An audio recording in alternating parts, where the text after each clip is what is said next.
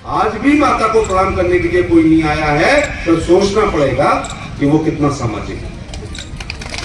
आज भी अपनी अपनी पप्पी पप्पू, अब यही बनता है। ये स्टेज पे इतने में थोड़े आ गए हैं, शादी है हो रही है, इससे बड़ी शादी क्या होगी? इतने बड़े सरदार को कब मिलेंगे? मैं तो 10 लीटर तेल फूकाऊंगा, आप मिल गए। आयोजक से पूछो कितनी मेहनत की है, कहां से धन जुटाया है, कितना प्रचार किया होगा। अभी कुछ यहाँ आलोचना करने भी आएंगे, लेकिन कुल मिला के ये वो लोग हैं जिनके खून में बहते हुए खून में उबाल आता है, इसलिए यहां पर इतने ही मेरे को चाहिए। देखो भीड़ कभी पसंद ही नहीं आती है। ये वो लोग हैं जिनके दिल में समाज के लिए जागरूकता की भावना पैदा है, इसलिए अपना सब कुछ छोड़ के यहाँ पर आएंगे। शादियां क्यों नहीं आती, आपको भी तो नहीं पता। अब मैं राजनीति की तो बता दी कि दबाव बनाओ तो राजनीति। नंबर 2 बात शिक्षा।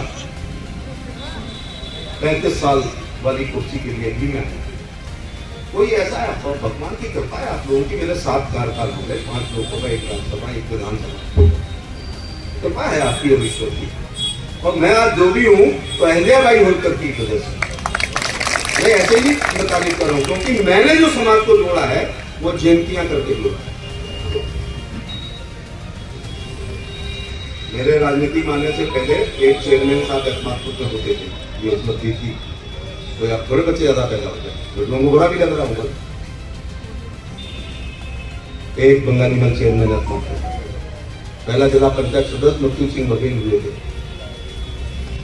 आज लोकसभा 5 बार समाज पे, राज्यसभा दूसरा सदन समाज पे, विधानसभा समाज पे, परिषद प्रताप सिंह बघेल समाज पे, किशनलाल बघेल एमएलए समाज पे। कितने सदन हो गए? 4 हो गए। 5वां जिला पंचायत अध्यक्ष आगरा समाज पे, 6वां नगर पालिका राकेश बघेल, पीना बघेल आदि 7वां समाज पे, 8वां ब्लॉक प्रमुख एक सदन होता है, राकेश बघेल, हनुमंत सिंह बघेल, तेंदुपाल सिंह बघेल, आगरा में, आगरा की उदाहरण देंगे। तो 7 सदन होते हैं, 7 पर समाज का कब्जा है, लेकिन हुआ है 93 के बाद, हुआ 93 के बाद 7 सदन है, और इसमें से कोई भी परिक्रमा से नहीं आया है, जो आए हो लगभग पराक्रम से है। तो 7 सदन पर कब्जा है समाज का, ये आपके। और एक तो रहेगा फिर 8वां सदन उत्तर प्रदेश की सरकार और 9वां सदन दिल्ली की सरकार। 9 की 9 जगह आपका कब्जा एक बार हुआ। 35 किलोमीटर तो दूर हो, तो उसमें यहाँ तक आ नहीं रही क्या? 13 मुनी 5 20 किलोमीटर 22 पे होगा बॉर्डर है। उधर फतेहपुर सीकरी का आखिरी गांव, इधर भरतपुर का। तो खुशबू आ रही है ना, तो प्रेरणा दो। शिक्षा वो चाबी है जिससे जंग लगे हुए ताले खुलते हैं। मैं अभी तक किसी पार्टी की मैंने आलोचना नहीं की, लेकिन लम्हों ने खता की, सदियों ने सजा पाई। और वो खता ये हुई कि देश आजाद हुआ था, यदि समान शिक्षा हो जाती तो यहाँ 10-12 पिता कलेक्टर एसपी के बाप बैठे हुए थे। देश को आजाद कराने वाले लगभग सभी नेता विदेश से पढ़ के आए। तो महात्मा गांधी, जवाहरलाल नेहरू साहब, मोतीलाल नेहरू जी, सरदार पटेल साहब, बाबा साहब भीमराव अम्बेडकर जी, प्रताप सीतारमैया, कैलाश नाथ काटजू, लगभग सभी विदेश पढ़ के आए। और यहाँ आने के बाद उस स्तर का कॉलेज नहीं खोला, क्योंकि पढ़ के जाओगे तो फिर अंग्रेजी पढ़ोगे ना, तो धक्का कैसे पाएंगे? ये गलती हुई या नहीं हुई? अगर समान शिक्षा होती कि प्रथम राष्ट्रपति राजेंद्र प्रसाद जी का नाती और राष्ट्रपति भवन के चपरासी का लड़का, दिल्ली के पुलिस कमिश्नर का और सिपाही का लड़का, हमारे जैसे उस समय के मंत्री का लड़का और संतरी का लड़का और नगर सेवक का अधिकारी का लड़का, यदि एक ही हॉल के नीचे एक ही समान शिक्षा पढ़ रहे होते तो आज देश में हर जाति में कलेक्टर एसपी हो चुका है। इसकी सजा भुगत रहे ना गांव के लोग।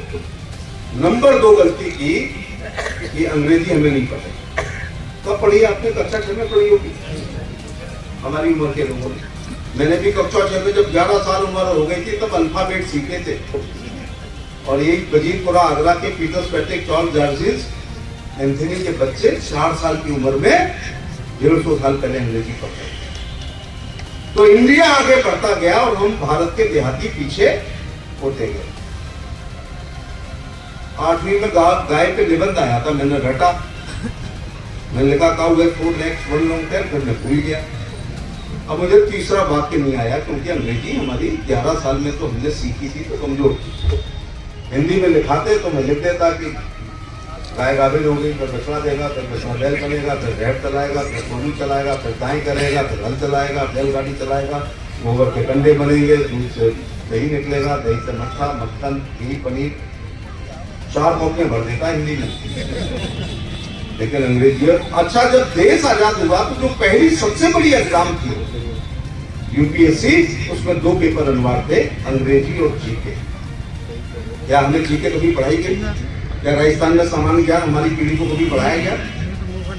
जब मैं ग्रेजुएट हो गया तब मैंने पढ़ना शुरू किया, नदी कौन सी लंबी है, पहाड़ कौन सा ऊंचा है, मुद्रा क्या है, राजधानी क्या है, संयुक्त राष्ट्र संघ क्या है, भारत की कैबिनेट कौन है, गवर्नर साहिबान कौन है, और कंपटीशन किनसे, जिनके घर में द हिंदू अखबार आ रहा है, प्रतियोगिता दर्पण आ रही है, प्रगत न्यूज आ रही है, कंपटीशन मास्टर आ रहा है, टीवी की न्यूज है, माँ बाप अंग्रेजी बोल रहे हैं, उनके साथ मैंने फॉर्म भरा तो क्या मेरा चयन होगा? तो 5 प्रकार के स्टैंडर्ड के स्कूल हो गए। भाई ध्यान देना, आज हमारी बात पर ये इलेक्शन का भाषण नहीं है, ये सामाजिक भाषण है। पहला स्टैंडर्ड देहरादून का दून स्कूल, अजमेर का मेयो कॉलेज, ग्वालियर का संध्या, नैनीताल का शेर बोर्ड।